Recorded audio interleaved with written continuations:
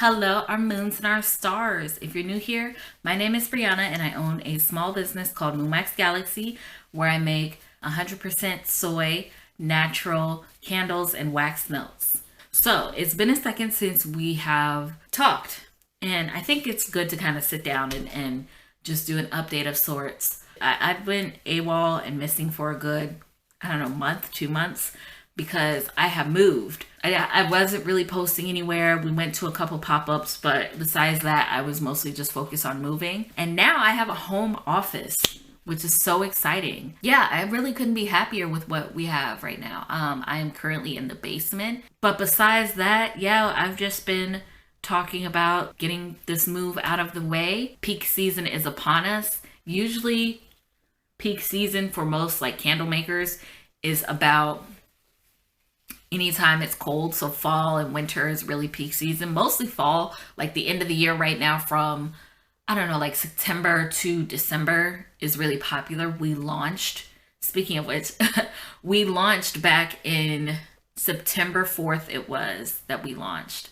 And I thought that I wasn't sure how people were going to react. I was aware that fall is sort of peak season in terms of candles, but at the same time, it was the middle of COVID and nobody was buying anything because everyone was broke. It's been like a year now. And of course, in the middle of us moving, I completely and utterly forgot about our 1 year anniversary.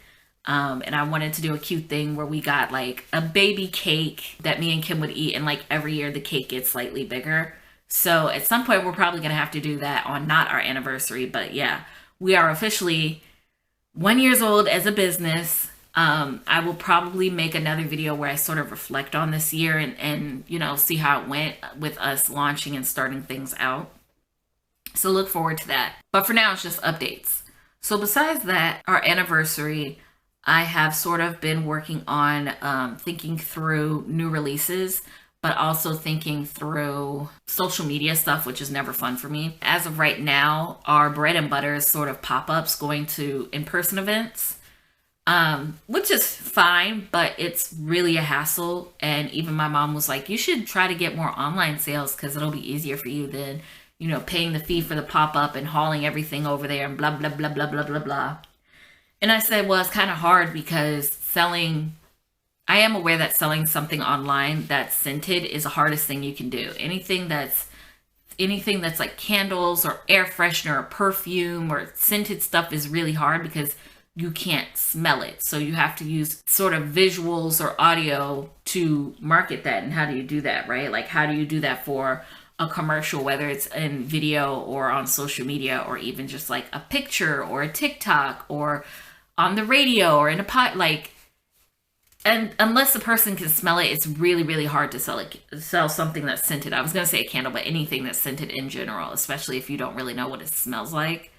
So, been trying to think about that. I definitely want to post more regularly. I'm getting into the swing of things. Posting consistently is something I'm really bad at, but also coming up with things to post, I'm also really bad at. So obviously I'm not made to be like a social media influencer, but we'll figure stuff out as I go along. I posted here and there. I don't even know if I posted my home about like the new office until now. So I probably will post on our other social media. So check us out on that. I've been trying to like play the social media algorithm game to see what's trending and what's popular and what I gotta do to get likes and views and all that, which is fun.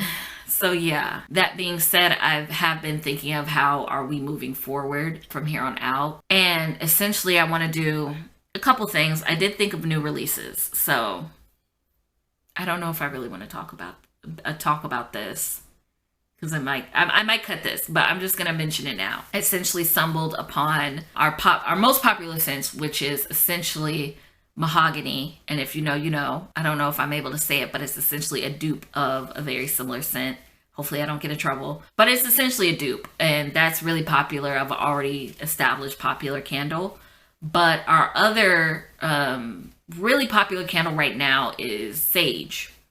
When I made these two candle scents, I made it part of our Black History Month release, and I don't know if I really talked about it in depth or not, but essentially it was supposed to be more of sort of a rustic feel, so I went with brown amber jars, and then I went with gold lids and the gold moons, and then the like craft labels. It was supposed to be very much so rustic cottage core type of thing. That was sort of the vibe that I was going for. Essentially, two of those candles became very popular, which was dark matter, which is the mahogany, and then also Polaris, which is sage. I had to restock on sage and mahogany a couple times. I can barely keep these two scents in stock. So that being said, it made me think, oh, well, technically sage is considered like an incense scent, right? It's like incense you burn in your house to make it, one, to make it smell good, but two, incense has certain benefits of like protecting the house and cleansing the house and blah, blah, blah, blah, blah, depending on what scent you get. And there's about, I don't know, 6 or 7 different scents because you can get them as a pack. So there's like dragon's blood and like lavender and sage and frankincense, like all of these smells, which are very popular to, you know, burn in your house. I was kind of like, well, why don't I just make those incense scents into candles? I don't know if someone has done this before, probably, but I may try this out and see how it goes. But with that and with some of the stuff that I'm trying to figure out for the future is also my branding, because we have the sort of moon, space, galaxy, you know, theme going on, but I feel like it doesn't really, it's not really screaming as much as I want it to be in our branding, if that makes sense. So for example, we have really cute packaging, but I feel like we could do more to really hit that home, to make it really obvious that like, hey, space themed, you know? And I was talking to my friend and she was like, well, why don't you go for more of the rustic thing? Like continue to go for more, so I don't know how to explain it, but sort of like a, you know, very spiritual hippy dippy, and I don't mean that as an insult, but you know, aromatherapy, going for like, here's the benefits and here's how I can help you, and you know, it's cleansing and it's, you know, really playing into that, which I don't really mind. I don't mind doing the rustic thing. My fear though is that rustic sort of branding or aesthetic or whatever you want to call it is already pretty popular with candles. I see it quite often with other small businesses, so I was like, I don't know if I want to super lean into that yet, because I wanted to do more of a sci-fi thing. So technically we're supposed to have black jars, and I ended up going with all different types of jars, but I wanted black jars. Black is sort of the main focus of our colors, if you've ever noticed. Usually black, and then we have that light pink, mint green, I can't quite put my finger on it, mint green color, and then the hot pink. Those 3 colors are really supposed to be like our branding when it comes to color wise. And so like I center a lot of our products around those colors as much as possible. Like in the office I have black tables, and then I have black bookcases, and my desk is black. Like I try to play into some of that stuff. The thermal printer that I have is like the mint color. I really try to lean and work my way into that sort of stuff. I don't know how I want to move forward with my candles. I thought about doing a thing where like you dye them black, and I put like glitter, which I have done before, dyeing some of my candles and putting like the candle glitter in there, if you want to call it that, the sparkles, what makes it look pretty. I thought about dyeing it black and then putting glitter in there to kind of give it more of a galaxy look when you burn it, which I did post on Instagram somewhere. I can put it in this video, but I did a test with that, and I think quite a few people liked it, and that was essentially all it was. So I'm thinking about, should I do that? Should I not do that? I don't really know. Versus just having like, I don't know, I have the cute colors, and then the original line is kind of whatever. Then I also have tins, which candle tins right now are easier for me to carry around when it comes to pop-ups or going to any sort of in-person events, versus carrying the jars, which are a lot heavier. So there was a question of, should I switch to candle tins? Which I think a lot of people have said that they prefer the tins over the jars. So that's another thing to think about. I did sort of flirt with the idea of like, do I want to have a sort of like iridescent holographic jars, which I have seen around on different websites. And I was like, I wonder if I should try that. There's one place that has them that's overly expensive that I hate. I don't really like them, but It's a whole different other story for a different day. And then Candle Science has them, but I don't know if, like, I essentially just trying to make up my mind of how I want to change my packaging and my branding and all that. I don't know if I want to go with, the sort of iridescent pretty look, if I want to dye the candles, if I want to go with black jars, if I want to go with tins, if I want to, whatever the case may be, because I really am enjoying this sort of holographic thing, but I don't know yet. That being said, obviously I'm like figuring out a rebranding. Right now I am thinking of a rebranding for my sort of layout when we go to pop-ups, which I think you've probably seen the layout of our pop-ups where we have essentially 2 tables and kind of like an L shape, and then we have the wax warmers that stands up on its own. And at first I had one table that was pink, and then one table, the tablecloths, one was pink and then one was sort of blue. But then I also realized that my fall candles are dyed all these colors, my summer candles are in these very colorful tins. I feel like it's a little bit too much color going on, So what I decided to do is to essentially I want to get black tablecloths for both of my tables, black tablecloths. And with that sort of just work from there, if that makes sense. I have these iridescent risers. So when you go to pop-ups, you're supposed to, and you probably don't care about this, but you're supposed to like kind of play around with height.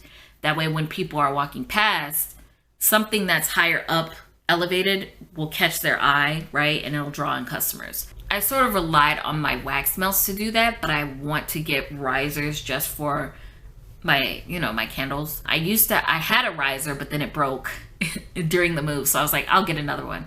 And the new ones that I have are very iridescent and pretty. Here, I'll grab them actually now. Oh, snap.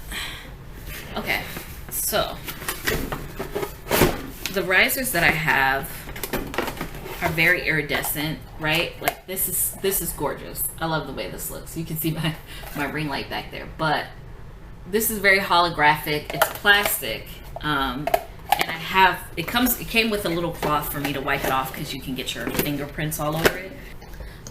So like this, it's essentially a little bit elevated to kind of catch your eye, and I think that the fact that it's iridescent and, pretty looking will also help catch people's eye.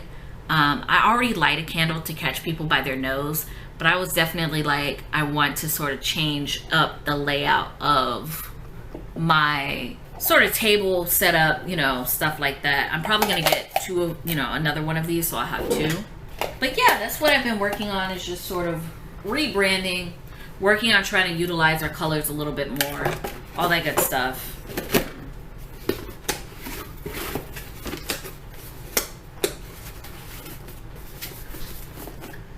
And, hopefully all of that will work out. Besides that, I do want to work on like other products. But again, that's all for the future. My main priority is trying to get rid of what I have, because I have so many candles, as you can see from the tour if I put this in this video. But I have like shelves, like 2 shelves worth of candles that I'm like, I gotta get rid of these candles before I try to like make more stuff. But at some point, I know people keep asking me like, do you make soaps? You should make soaps. And soap making is, for lack of a better word, kind of dangerous. It's the whole process with working with these chemicals. You gotta wear eye goggles and gloves, and you can really, get hurt if you're using this wrong, and then you have to be in a well ventilated area when you make these soaps and blah blah blah blah blah. And like if you get it in your eye, you could go to the emergency room, or if you get it on your skin. And then what I didn't know was that if you have a bad batch of soap, you can't just throw it out in the trash. You have to go, I guess, to a certain dumping ground to get rid of it, because if you make a bad batch, it's essentially like acid. So yeah, all that stuff is stuff I had to consider. And I was like, listen, y'all, I don't make soap. Shout out to all the soap makers out there. You guys do amazing work, because that stuff is dangerous.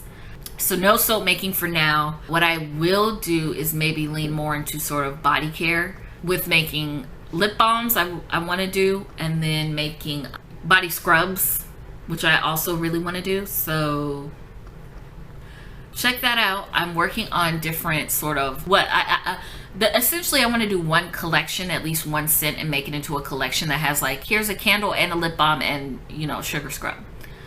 So that's what I'm working on. We'll see how that goes. The only downside to that is literally like there's a limited amount of lip balm flavorings that you can use, because you have to be very careful on what fragrance oils you can mix in with the lip balms to make it like body safe and all that. And most of the flavorings or the scents that are available are like fruit ones, and I'm like, summer's over. Not to say that I don't think that there are people who won't love, you know, fruit scents in the middle of winter, but I know that the trend right now is that everybody wants fall scents, you know, like pumpkin spice and apple harvest and coffee, and, you know, so I do have to think of those things. I think I want to go with a basic coconut that could probably, you know, work for any time of year, which is kind of weird to think of. Only because I'm thinking of coconut oil. You know, people use coconut oil all the time, but coconut itself is also technically sort of a summery scent. So we'll see. Or maybe I'll just go with one of my popular ones, like mango tangerine is really popular, and the scent that's available for the lip balm isn't it wouldn't be mango tangerine, but it'd just be mango. But I think it's close enough that no one's gonna be like super mad. Or watermelon lemonade, which it wouldn't necessarily be watermelon lemonade, but it'd be like watermelon. So, you know, all these things I think about. Yeah, other than that, that's all I really wrote for my updates. Got the outro. Kim is gonna kill me because I always forget the outro. But yeah, thanks for watching this video. May your stars always align, and may fate always conspire in your favor. And I will see you guys in the next video.